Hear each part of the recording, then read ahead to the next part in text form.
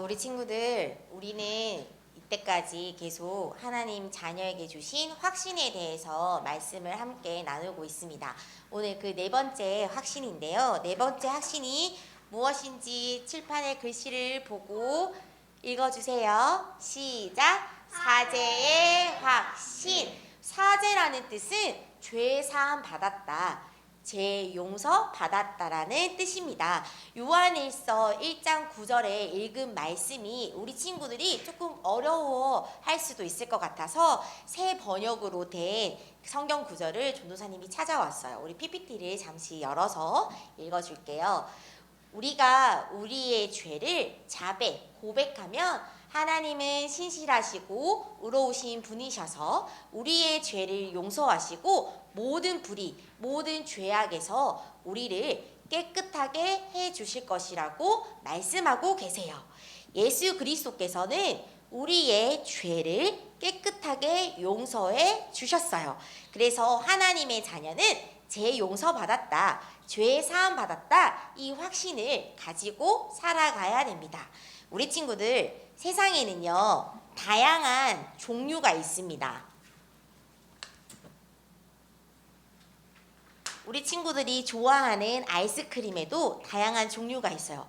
막대 아이스크림, 쭈쭈바 아이스크림, 또 떠먹는 아이스크림, 구슬 아이스크림, 이렇게 아이스크림에도 종류가 있어요. 또 오늘 우리 친구들이 교회 올 때 부모님이 차를 타고 왔지요. 이 차에도 종류가 있어요. 작은 차, 또 큰 차, 리무진, 또 트럭, 다양한 종류의 자동차가 있습니다. 또 우리 선생님들이 좋아하는 맞아요. 커피에도 종류가 있어요. 아메리카노, 커피 라떼, 녹차 라떼, 이렇게 세상에는 다양한 종류가 존재합니다. 이처럼 우리가 보이지 않지만 죄에도 종류가 있습니다. 도대체 죄에는 어떤 종류가 있을까요? 첫 번째, 바로 원죄입니다. 원죄는요, 태어날 때부터 내가 가지고 태어나는 그 죄가 바로 원죄예요. 원죄는 바로 창세기 이 3장의 문제예요. 하나님을 떠난 죄, 하나님을 모르는 죄, 하나님 없이 살아가는 죄가 바로 원죄예요. 창세기 3장은 과연 어떤 일이 일어났길래 우리와 상관없이 이 원죄가 찾아왔을까요? 바로 하나님께서는 우리 원래 인간, 우리 인간에게만 하나님의 모습, 하나님의 형상대로 우리를 만들어 주셨어요. 그래서 우리 인간은 하나님과 함께 있을 때 행복해요. 그런데 뱀속에 들어간 사단 마귀의 말을 속아서 선악과를 따먹는 죄를 짓고 하나님을 떠나게 되었어요. 하나님과 함께 해야 되는 우리 인간이 하나님의 말씀에 불순종하여 하나님과 더 이상 함께하지 못하게 되었습니다. 그 결과 모든 사람들은 나와 상관없이 태어날 때부터 이 원죄를 가지고 살아갑니다. 하나님을 떠난 죄, 하나님이 없이 살아가는 죄가 바로 원죄예요. 두 번째, 어떤 죄가 있을까요? 바로 우상 숭배의 죄가 있습니다. 사람들은 하나님을 몰라요. 그래서 다른 신, 다른 종교를 섬기며 열심히 찾아갑니다. 사람들은 눈에 보이는 형상, 또 눈에 보이지 않는 형상을 믿으며 살아가고 있어요. 사람들은 바다를 지켜주는 용왕신, 또 산을 지켜주는 산신, 또 동네를 지켜주는 수호신이 있다고 믿고 있어요. 그래서 열심히 우상을 섬기고 있습니다. 또 사람들은 문제나 어려움이 찾아오면은요, 하나님이 아닌 다른 종교와 다른 신을 열심히 찾아갑니다. 또 이렇게 우리가 설날 연휴를 이제 내일부터 지내게 되는데요, 추석이나 명절, 큰 명절 때는 친척들이 모여서 꼭 하는 것이 있습니다. 바로 제사에 우상을 숭배를 하는 것입니다. 죽은 조상님에게 제사하는 이유는 무엇일까요?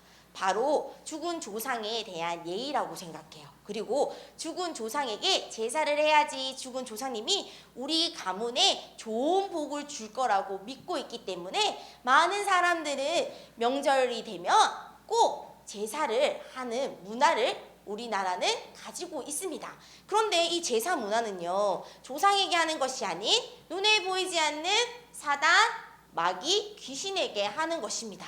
그리고 출애굽기 20장 3절에서 4절의 말씀을 보면은 하나님은 분명히 말씀하고 계세요. 어떤 것도 형상을 만들지 말고 절하지도 말라. 절하는 날에는 하나님이 모든 저주와 재앙이 3대, 4대까지 대물림될 거라고 말씀하셨어요. 그런데 사람들은 하나님을 모르니까, 하나님을 떠나니까 하나님이 아닌 다른 것에 우상을 숭배하는 이 죄를 짓고 있습니다. 세 번째, 어떤 죄가 있을까요? 바로 자범죄예요. 자범죄는 우리 스스로가 지은 죄예요. 평상시 우리 친구들이 거짓말했던 죄, 또 친구를 사랑하지 않고 미워했던 죄, 또 부모님 말씀을 안 들었던 죄, 또 동생을 괴롭혔던 죄, 이 모든 것이 우리의 마음과 또 행동으로 지은 죄가 바로 자범죄예요. 이 죄에는 이 세 가지의 죄가 있는데요. 이 중에서 여러분이 생각하는 죄 중에서 가장 큰 죄는 몇 번일 것 같아요? 1번일 것 같아요? 2번일 것 같아요? 3번일 것 같아요? 하나, 둘, 셋.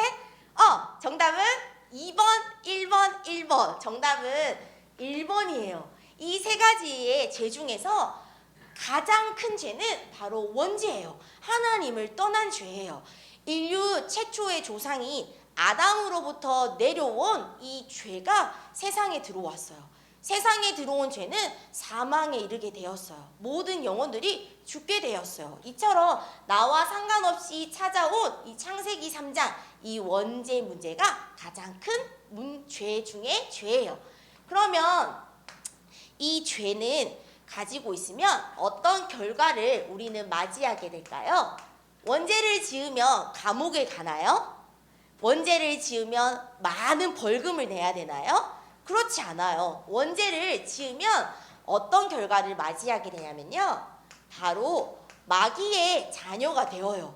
그래서 마귀에게 눌리고 마귀에게 붙잡히고 마귀에게 쫓기며 살아가고 있습니다. 우리의 인생이 우리의 것이 아니야. 우리의 인생이 마귀가 시키는 대로, 마귀가 원하는 대로 마귀의 소나기에 잡혀서 살아가는 것이 바로 마귀의 자녀의 인생이에요. 이렇게 이 땅에서도 마귀가 원하는 대로 살다가는 죽어서는 영원한 고통이 있는 지옥에 가는 것입니다. 이렇게 원죄를 가진 사람들의 결과입니다.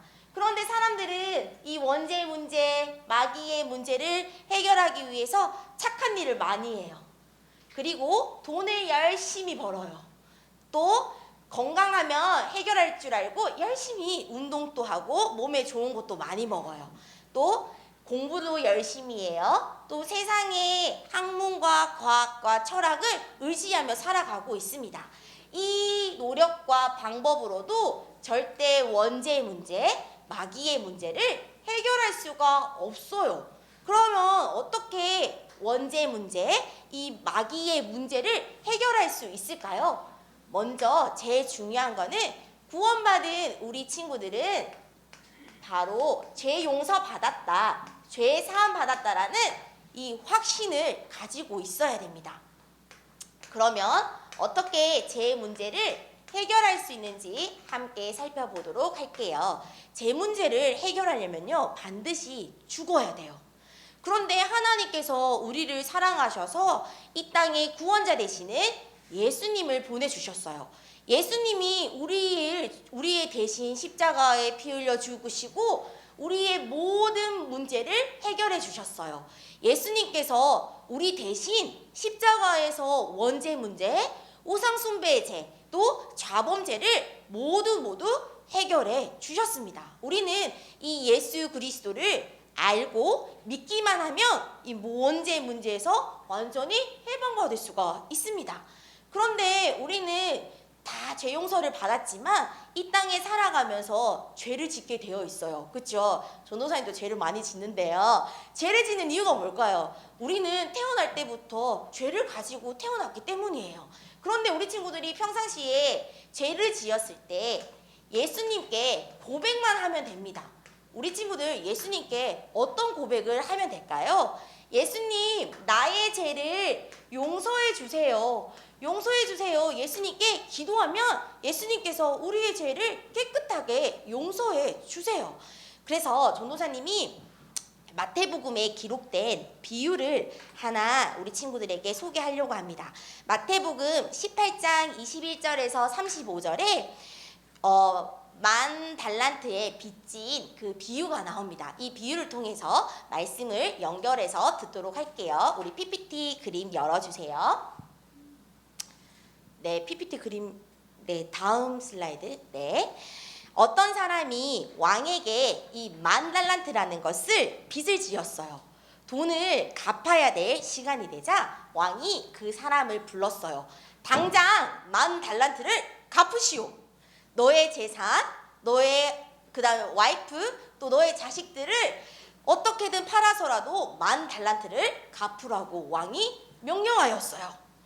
그런데 이 사람은 무릎을 꿇고 왕에게 불쌍하게 애원했어요. 제발 시간을 조금만 더 주세요.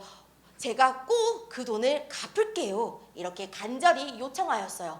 왕은 갑자기 이렇게 애원하는 사람을 보고 불쌍한 마음이 들었어요. 그래서 이 10,000달란트를 갚지 않도록 해주었어요. 이 10,000달란트는요, 어떤 돈이냐면은 16만 년이나 일해야지 돈을 벌 수 있는 어마어마한 큰 돈이 바로 10,000달란트였어요. 16년이 아니라 16만 년, 평생을 벌어도 갚을 수 없는 돈이 바로 10,000달란트였어요. 이렇게 돈을 삭감을 받고 기쁜 마음으로, 다음 그림이요, 기쁘게 집으로 돌아가는 길이었어요. 그러자 다음 슬라이드요, 자신에게 100데나리오를 빌린 사람을 만나게 되었어요. 이 동료를 만나자마자 멱살을 잡고 당장 내 돈을 갚으시오, 이렇게 말을 했어요. 그런데 이 사람은 아직 돈을 갚을 능력이 없었어요. 그래서 제발 조금만 더 기회를 주세요. 그러면 제가 이 돈을 꼭 갚겠습니다고 말을 했어요. 그런데 이 사람은 동료를 기다려주지도 않고 빚을 없애주지도 않고 감옥에 넣어버렸어요. 주변에 이 사실을 목격한 사람들이 당장 왕에게 찾아가 이 소식을 알려주었어요. 다음 슬라이드요.